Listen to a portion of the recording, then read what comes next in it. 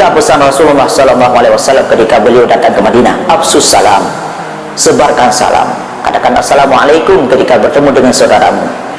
Yang kedua, at'imu ta'am, hidangkan makanan, sedekahkan ala kadar makanan, karena silaturahmi zahir akan mengeratkan silaturahmi batin.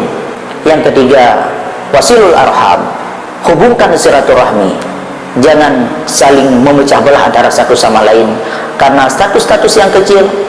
Akan tetapi kita mempunyai status yang sangat erat, yaitu status seiman, seagama, seakidah. Itulah status yang akan mempersatukan hati kita. InsyaAllah kita akan mendapatkan rahmat, ma'unah daripada Allah Subhanahu wa ta'ala. Amin ya rabbal alamin.